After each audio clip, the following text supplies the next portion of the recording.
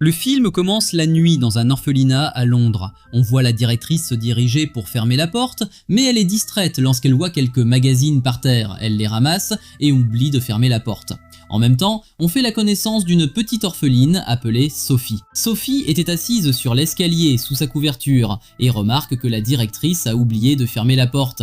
Alors, elle y va elle-même pour la fermer. Ensuite, elle va jouer avec les aiguilles de l'horloge et les règles sur 3 heures du matin, car elle est convaincue que 3 heures est l'heure de la magie. Elle éteint la lumière et retourne vers sa chambre, mais elle entend des bruits dans la rue. En regardant, elle voit des hommes ivres qui font du bruit.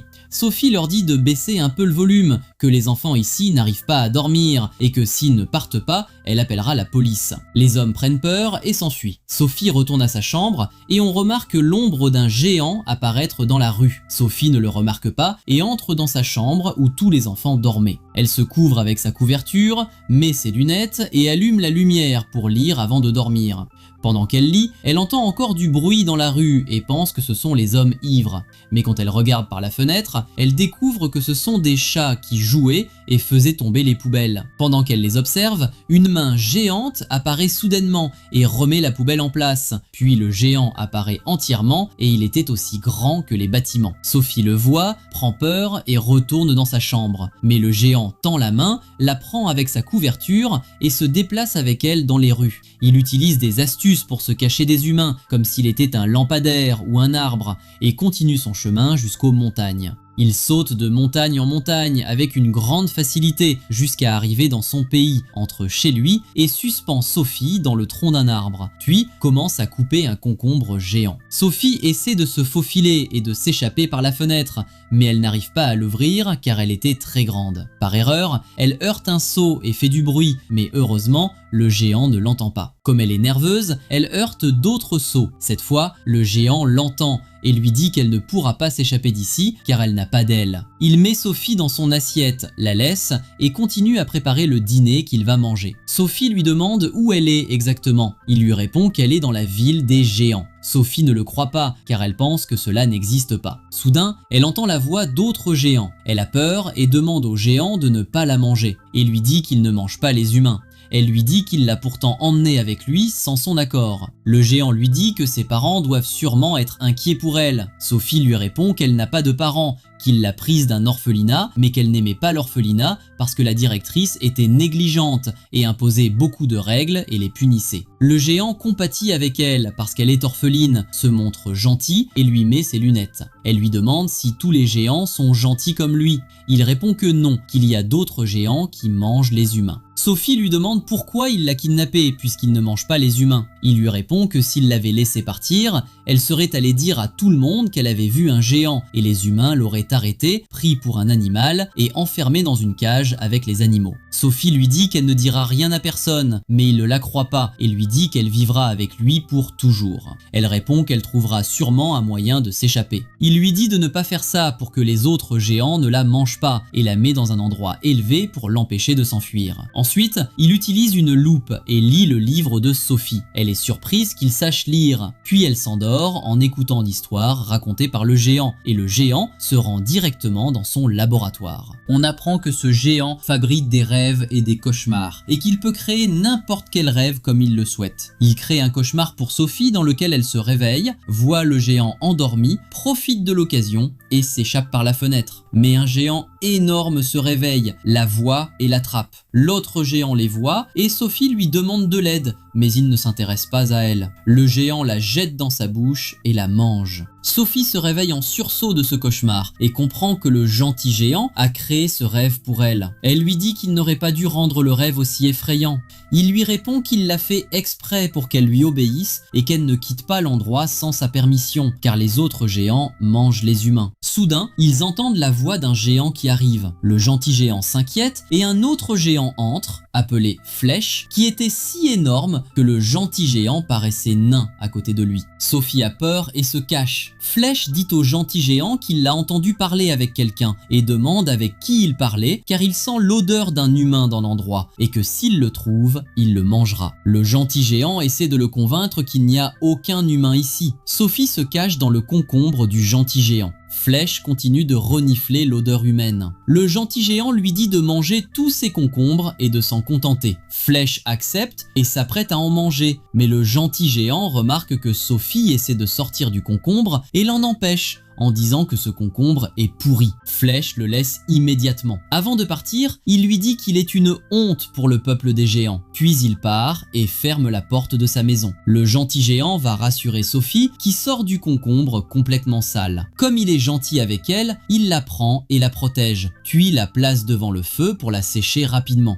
Elle lui demande s'il a des vêtements à sa taille. Le gentil géant en avait beaucoup et la laisse s'habiller comme elle veut, puis il va préparer ses affaires dans le lit où elle va dormir. Sophie met ses nouveaux vêtements et ils lui plaisent beaucoup. Le géant est surpris qu'elle ait choisi précisément ses vêtements et la conduit à son lit. Il allait partir chasser les rêves. Elle insiste pour venir avec lui et partager ce moment, mais il refuse parce qu'il a peur que les autres géants la voient et lui dit qu'elle doit rester ici pour être en sécurité. Il la laisse et part, mais elle ne se tait pas. Elle le suit et le supplie de l'emmener avec lui en lui disant qu'elle n'a jamais eu de meilleur ami auparavant et que lui non plus. Elle lui dit de partager leurs secrets et leurs habitudes et que s'il n'est pas là et qu'un géant entre dans sa maison et la voit, il la mangera immédiatement et que son sang sera sur ses mains. Le géant accepte alors de l'emmener avec lui chasser les rêves et ils sortent de la maison. À ce moment-là, les géants dormaient et Sophie et le géant doivent marcher doucement pour ne pas les réveiller. Mais malheureusement, les géants se réveillent et attrapent le géant par la jambe. Sophie court loin d'eux, fait tomber la couverture et monte dans une voiture pour se cacher. Les géants attrapent le gentil géant et lui demandent où il va, disant qu'ils doivent s'amuser avec lui avant qu'il parte. Ils commencent à se le lancer comme une balle. L'un des géants attrape deux voitures, dont celle où se trouve Sophie, et monte au sommet de la montagne. De l'autre côté, un autre géant attrape le gentil géant et le met sur un camion. Ils essaient de faire entrer en collision les trois véhicules. Mais Sophie contrôle la voiture et l'éloigne du gentil géant. Les géants attrapent à nouveau le gentil géant pour jouer avec lui, mais la pluie commence à tomber. Les géants courent alors se cacher dans les grottes car ils ont peur de l'eau. Le gentil géant prend Sophie avec lui dans son sac pour partir. Mais ensuite, Flèche trouve la couverture de Sophie par terre. En la reniflant, ils comprennent que c'est l'odeur d'un humain et réalisent que le gentil géant cache une humaine. Pendant la nuit, le gentil géant et Sophie arrivent au pays des rêves. Il dit à Sophie qu'il peut tout entendre ici avec ses grandes oreilles, même les fourmis et les chats qui parlent. Il fait descendre Sophie pour qu'elle voie l'arbre des rêves, qui produisait les rêves.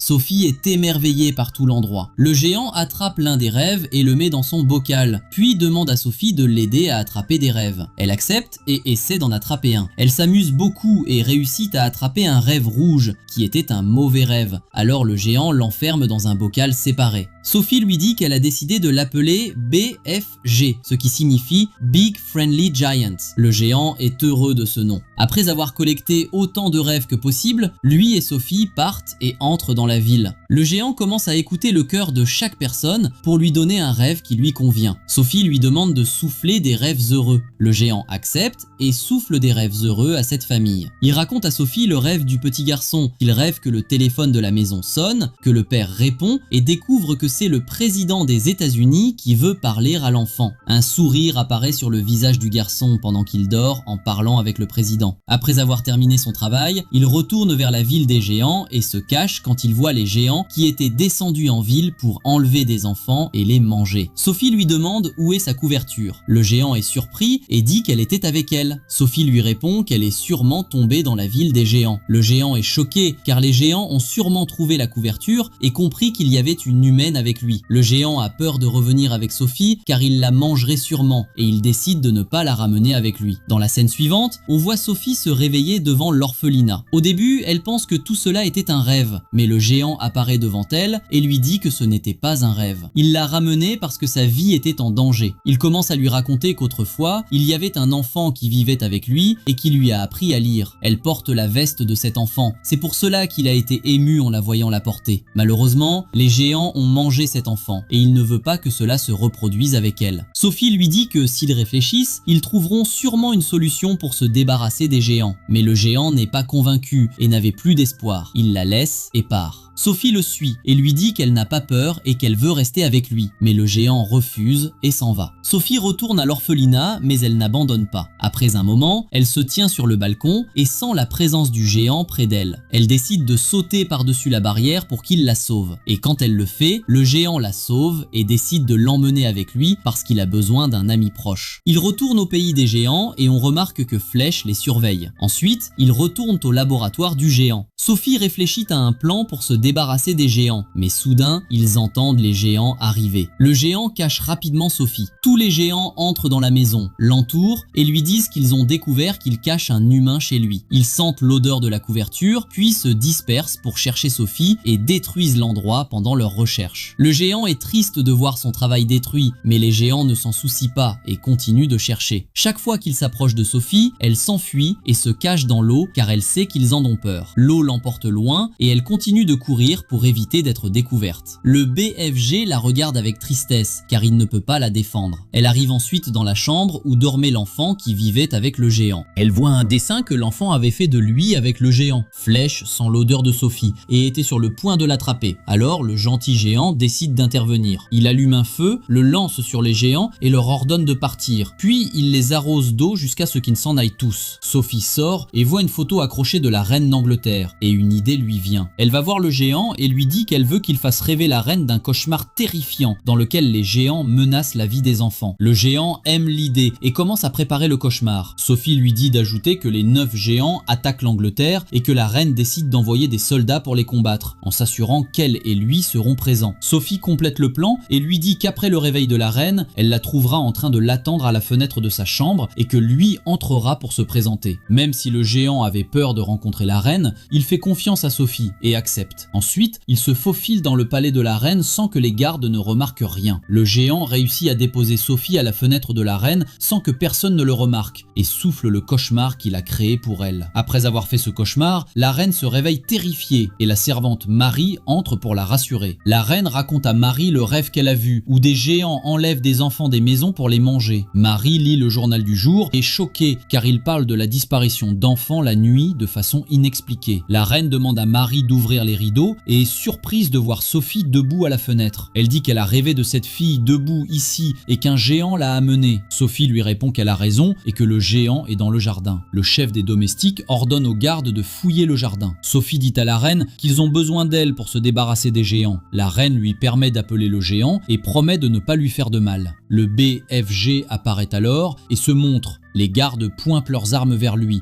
mais la reine ordonne aux gardes de reculer et ils baissent leurs armes, surpris par le géant. Le géant s'incline devant la reine et lui propose son aide pour se débarrasser des 9 géants. La reine lui permet d'entrer dans le palais pour prendre le petit déjeuner avec eux. En entrant, les gardes marchent autour de lui pour qu'il ne casse pas les objets anciens. En entrant dans la pièce, le BFG heurte le lustre et le détruit. Tout le monde est nerveux et inquiet du BFG, puis il lui prépare une table et une chaise pour s'asseoir. Les gardes apporte les meilleurs plats. Le BFG s'assoit pour manger, très heureux, et dit que c'est plus délicieux que les concombres qu'il mangeait. Sophie lui apprend à tenir une tasse de café. Le BFG la boit d'un coup et la recrache sur les gardes. Après qu'ils aient terminé de manger, les chefs de l'armée entrent. La reine leur explique la situation actuelle et leur dit que le BFG va les guider vers la ville des géants. Et là-bas, il y a 9 géants. Ces 9 géants ont l'intention de sortir dans quelques heures pour kidnapper les enfants. Et nous devons les arrêter. Tout le monde dit « Nous faisons confiance au BFG ».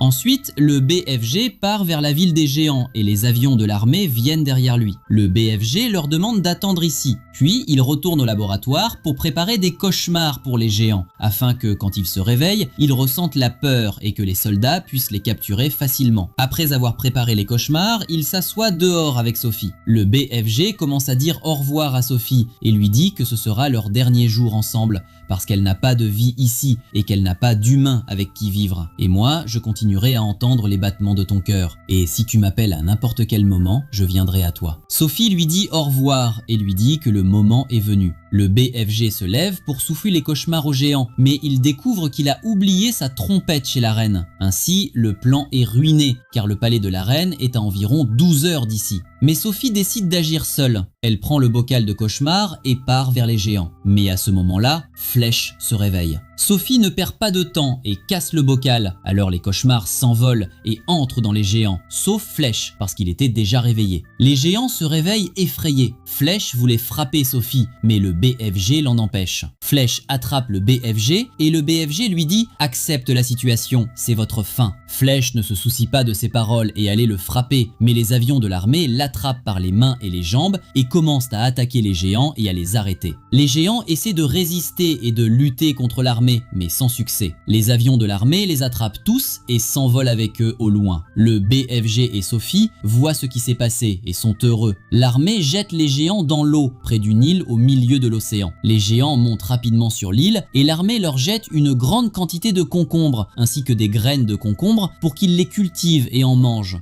Ils se mettent en colère parce qu'ils n'aiment pas les concombres. Et ils deviennent obligés que ce soit leur seule nourriture, car ils n'ont plus aucun moyen de s'échapper. Ils passeront le reste de leur vie sur cette île au milieu de l'eau. Après un certain temps, Sophie se réveille dans le palais de la reine, parce que la reine a décidé de l'adopter. Le BFG a planté de nombreux types de légumes dans la terre des géants, et il vit désormais heureux et en paix. Et ici, nous arrivons à la fin de l'épisode. N'oubliez pas d'appuyer sur like, aidez-nous à atteindre 1000 likes pour cet épisode. Et si tu as regardé jusqu'à la fin, je veux que tu mettes l'emoji du rêve dans les commentaires pour que je sache qui a aimé l'épisode.